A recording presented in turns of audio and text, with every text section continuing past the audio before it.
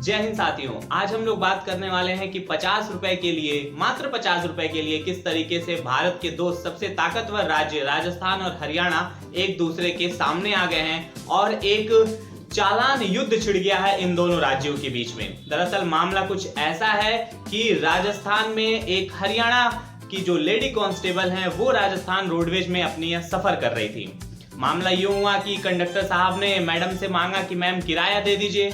Madam का कहना था कि हम स्टाफ हैं, हमारे यहाँ मतलब कि हरियाणा में किराया नहीं लगता है या काम चल जाता है, कुछ इस तरह का। राजस्थान के जो कंडक्टर साहब हैं उन्होंने बोला मैडम हमारे यहाँ किराया लगता है, किराया आपको देना पड़ेगा यदि यात्रा करनी है। इतने में क्या था, मैडम भी अड़ गई कि साहब हम तो किराया नहीं देंगे। जो अन्य यात्री लोग बैठे थे वो लोग भी समझाने लग गए, परेशान हो गए। कंडक्टर साहब बस को किनारे खड़ा करवा देते हैं और काफी कहा सुनी और समझाने बुझाने के बाद फाइनली लास्ट में मैडम किराया दे देती हैं और बस रवाना होती है। लेकिन शुरू होती है कहानी उसके बाद से। दोनों तरफ से जो ट्रैफिक पुलिस है वो एक्टिव हो जाती है, प्रशासन एक्टिव हो जाता है और चालान युद्ध छिड़ जाता है।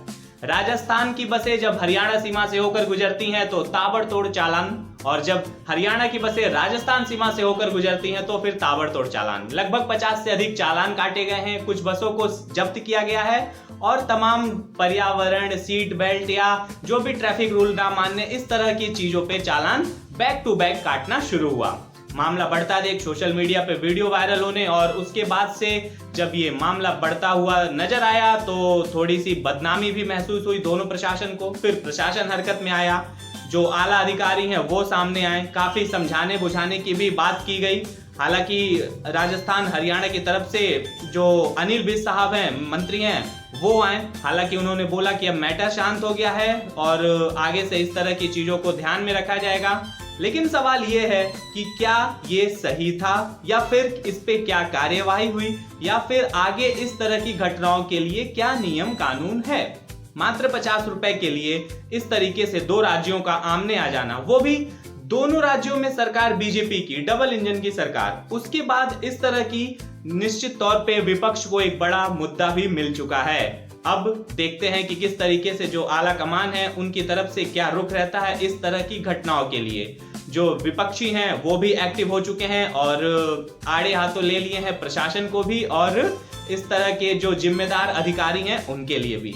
हालांकि ऐसे ही कुछ मैटर चलता है रेलवे में भी तमाम जो कुछ पुलिस के लोग हैं वो जब रेलवे में यात्रा करते हैं और टीटी जब उनसे टिकट मांगता है तो वो लोग भी स्टाफ बता करके आगे चलते रहते हैं और उस पे भी कहा सुनी हो जाती है, विवाद हो जाता है। हालांकि इस पे अब रेलवे की तरफ से क्लियर कर दिया गया है कि अब उन्हें टिकट लेना पड़ेगा जो पुलिस वगैरह के लोग हैं, आरपीएफ नहीं पुलिस वगैरह। तो साथियों, इस पे आपकी क्या राय है कमेंट सेक्शन में जरूर बताएं। ऐसी तमाम खबरों के लिए